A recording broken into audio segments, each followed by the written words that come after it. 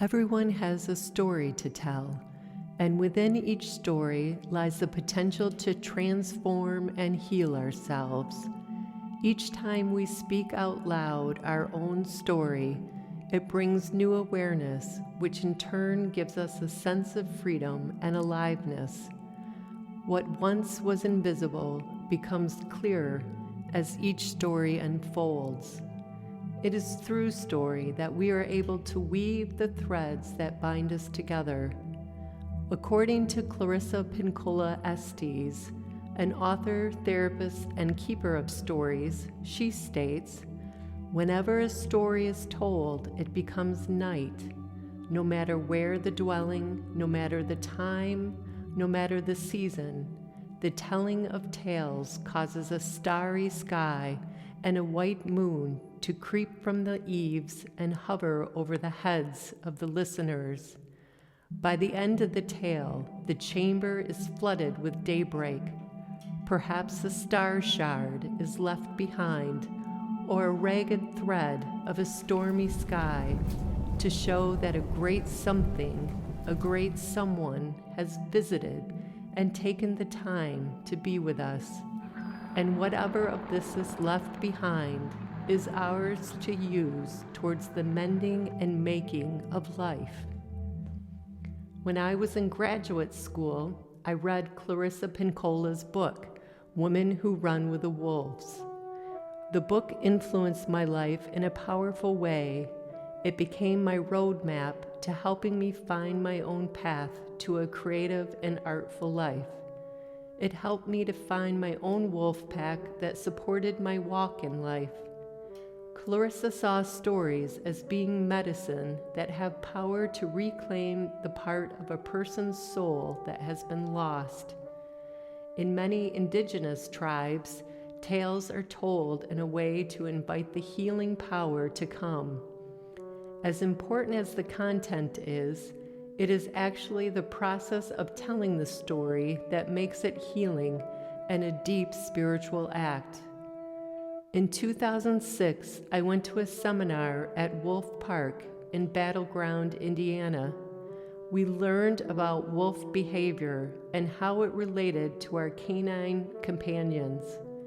We were trained how to read a wolf's body language, their facial expressions and mannerisms, and we learned that a wolf can have several emotions at once. Their emotions are very fluid and fast. This was important to understand as we were going to enter into the enclosure with the wolves.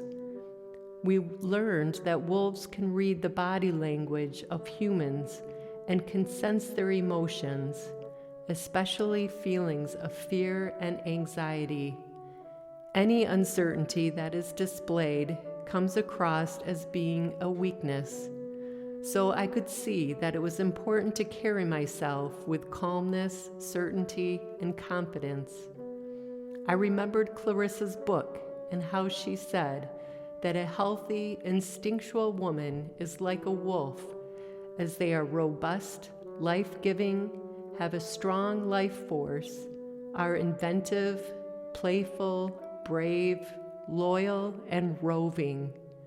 I could see how a woman's power lies within their instincts, and that it was important to use them in order to recognize traps and to avoid being wrongly persecuted. I was reminded once again of the power of following my own passions and how creativity and art were central in my life to help me to express my true, authentic, wild self. It gave me permission to speak up and to ask for what I wanted in life. This experience left paw prints on my soul. The great she-wolf had whispered in my ear, stating, "I am here to help you reclaim your wild spirit. I serve as your guardian and protector as you develop strength and self-confidence. I will help you to speak your truth through howling, whining, and growling.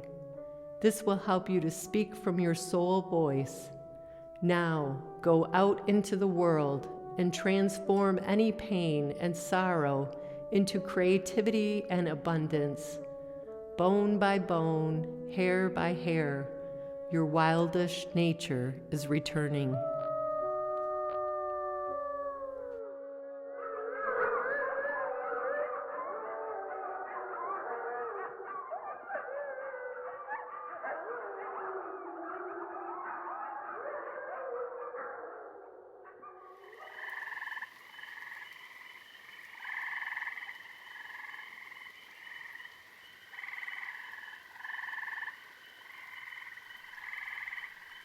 I've often said that I'm an experiential learner.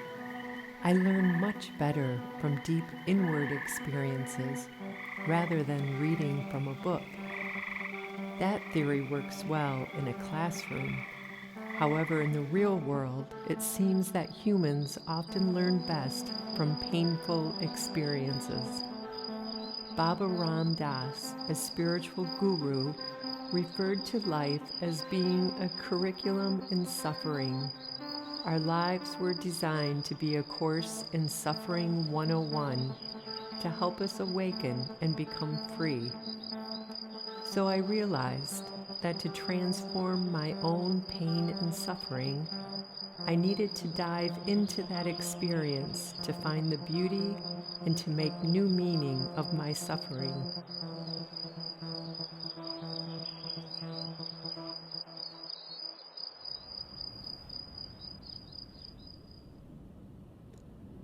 I had a close encounter with death when I was 17. My friend and I decided to go to Lake Michigan on a cool summer day. We thought it would be fun to walk out on the pier. As we walked out on the boardwalk, the wind got stronger and the waves started growing larger. When we got to the lighthouse, the waves started crashing against the rocks. Before we knew it, the water was up to our knees and we were being pushed into Lake Michigan. Luckily, we both were good swimmers.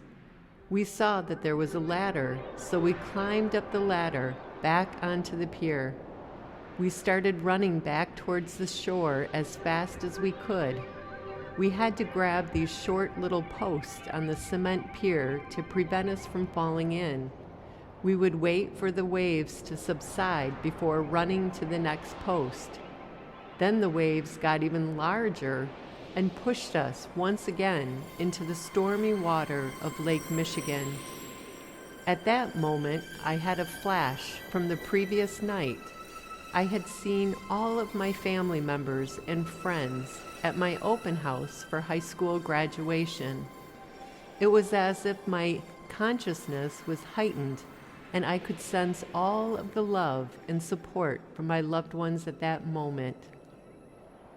Then, as if having an out-of-body experience, I witnessed myself climbing out of the water and onto the slippery and slimy platform without any difficulty, and I was back on the pier. Then I watched my friend thrust her body out of the water like a seal in one sweeping motion, and before you knew it, she was back on the pier with me. So we ran to the next post and then the next until we got washed back into the water again. For the third time, we both managed to swim back to the green, slimy platform, climbed out of the stormy water, and back onto the pier. By that time, we were getting very close to the end of the pier and closer to shore. We were exhausted, shivering, and so thankful to be alive. We made it back to my friend's car and drove back home in silence. We were in shock and awe. The next day, we compared our scratches and bruises. We knew it could have been a lot worse and that we could have drowned. My friend told me that her uncle, who worked for the Coast Guard, said that he has never seen anyone survive falling into the channel side of Lake Michigan. He said that there are strong currents that run along the pier that are always present. He said even the best of swimmers cannot outswim a current like that. So my friend and I knew the immensity of having survived. What I kept remembering was the amount of love that I felt from my family, friends, and the universe. I felt connected to nature and its power to take away life and to restore it. I knew I had been baptized by the regenerating water of Mother Earth and was given a second chance at life. This stayed with me for a long time. I had experienced a deep, unconditional love that defied time, space, and even death. This experience made me curious about death and wanting to explore its mysteries. I was less afraid of my mortality and more open to its gifts. Over the years, I had become preoccupied with death. When a good friend passed away in 2013, I needed to make sense of her passing. I wanted to find peace in this loss. So I explored my own mortality in a photo shoot. I knew symbolically that with decay and loss of life, there is always rebirth and resurrection. This spiral of life, death, and rebirth happens every day.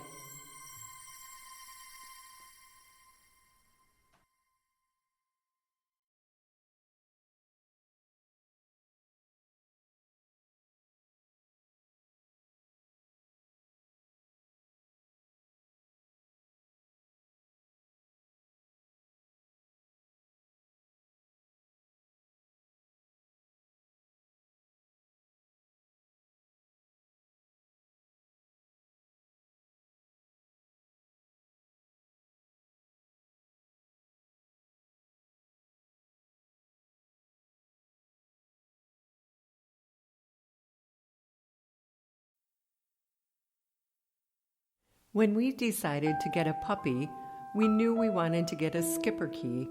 I had met a Schipperke when we were in Sedona, Arizona, in an art gallery. His name was Rambo. When our eyes met, I instantly felt a spiritual connection to this dog. I had never heard of this particular breed before, but I loved how it looked and behaved like a black fox. It hadn't lost its wildness and seemed more feral than tame. When we got back from our trip, we noticed that there were Schipperke puppies for sale in the local paper. I knew it was meant to be, since this breed was not usually seen in Michigan. So we decided to go check them out. And once you look at puppies, it's almost impossible not to get one. We chose a female and named her Moonshadow. First I thought of the name Shadow, but my husband, being a musician, thought of the song by Cat Stevens titled Moonshadow. So Moonshadow it was. I knew when we got her that I was making a vow to take care of her to the best of my ability. It was like an unspoken sacred contract that I was entering into. I had promised to be her physical caregiver.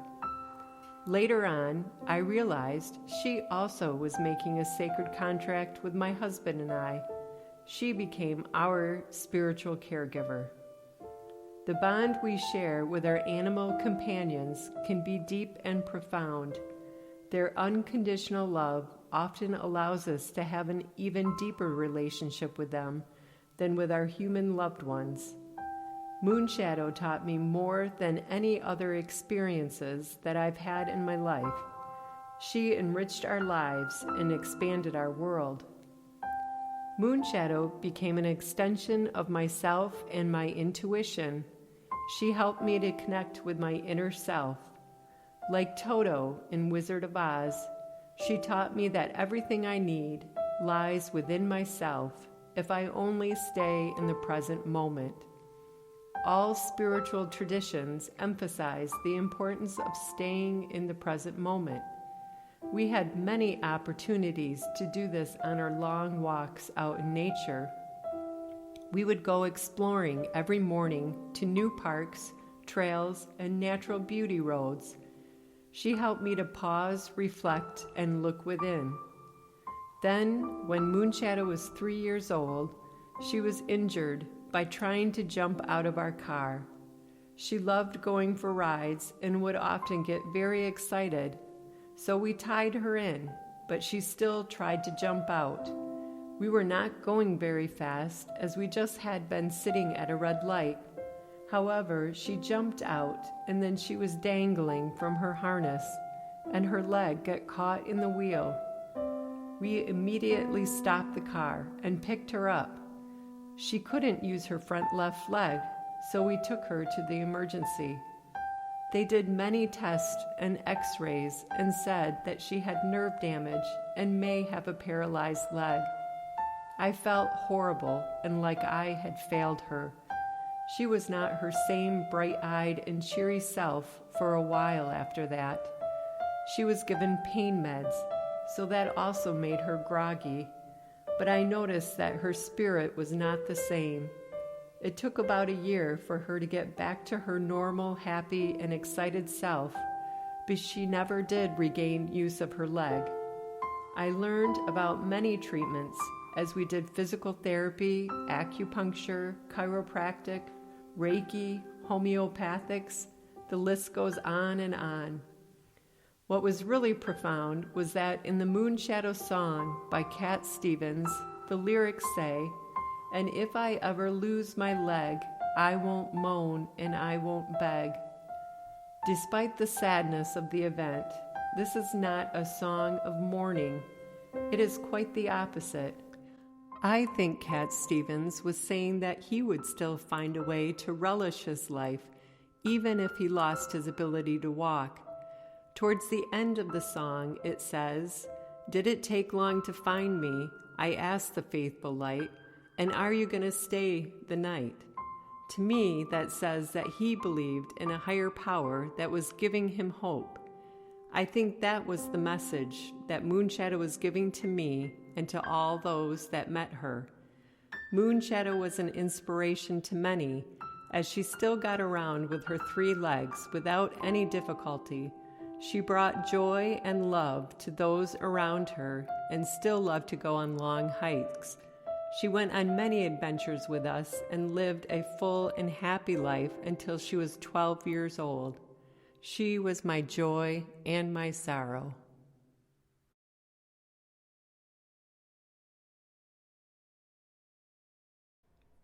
It took about 6 years after losing Moonshadow to experience the saying that your loved ones live on in your heart.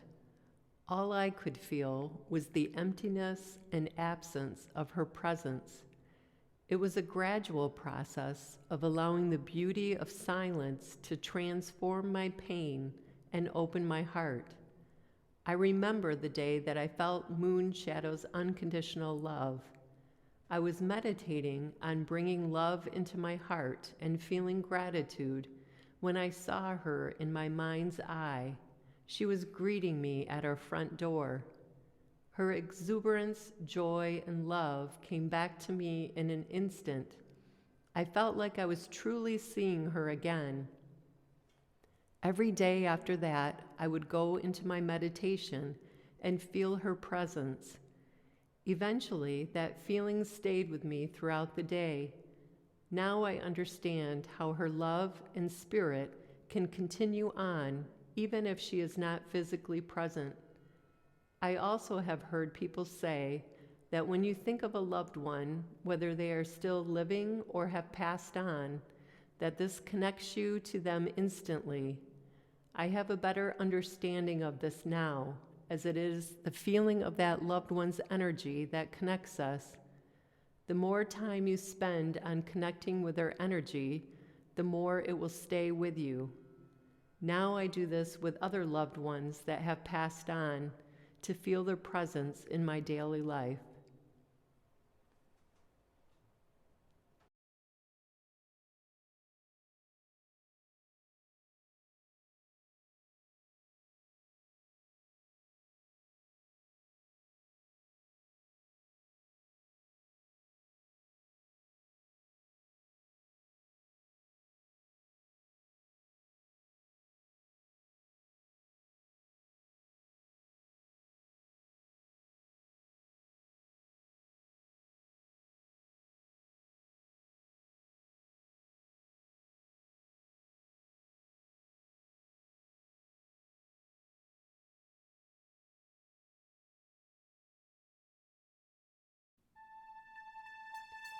When I was 26, I went skydiving.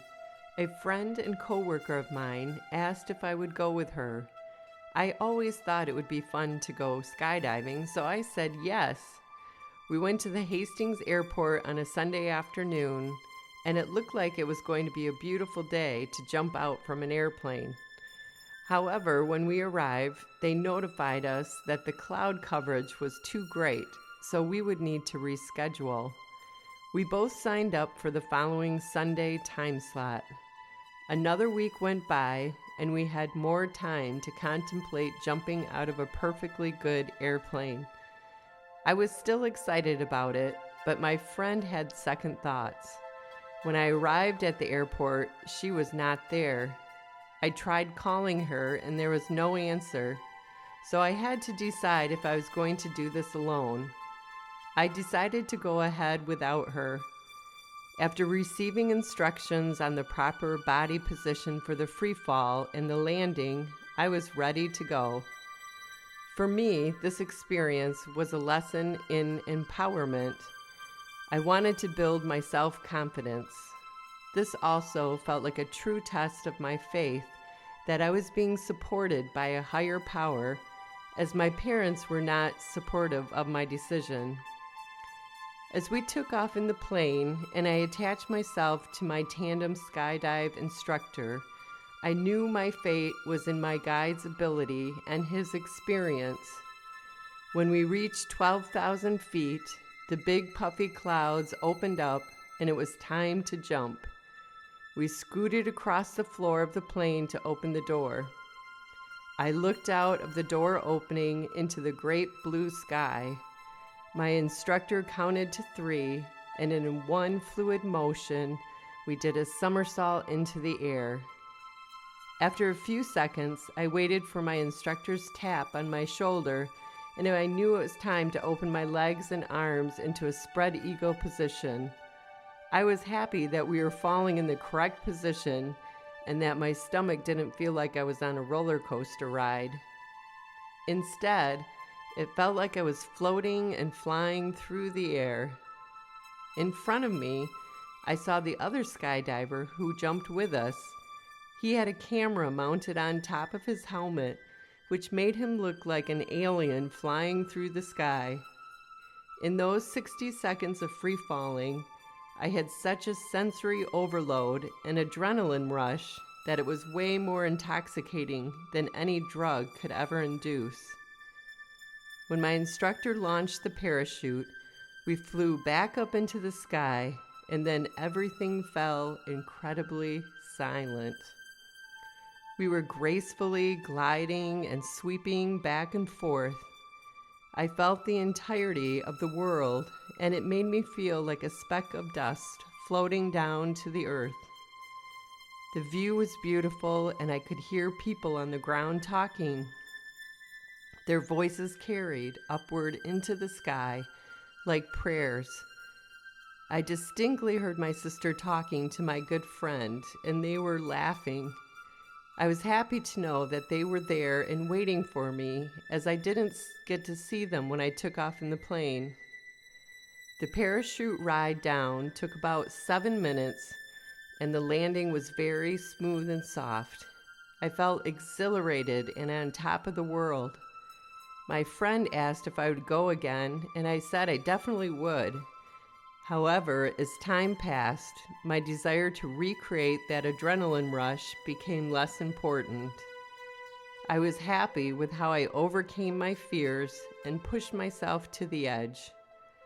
Self-love comes in many different forms, and for me, this was the ultimate gift to myself of building my self-esteem and experiencing my true empowered self.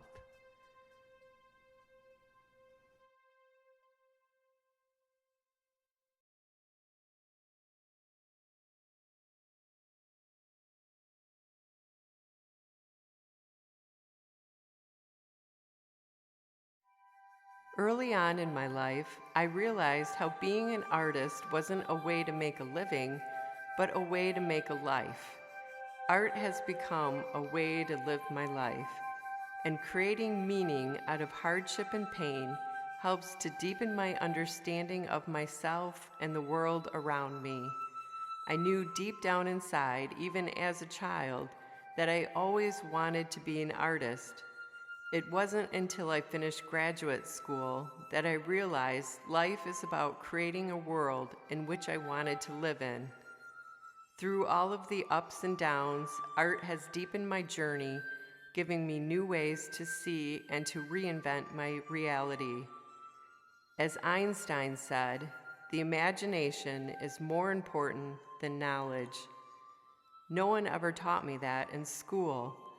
I instinctively knew this as a child and finally remembered it once again as an adult.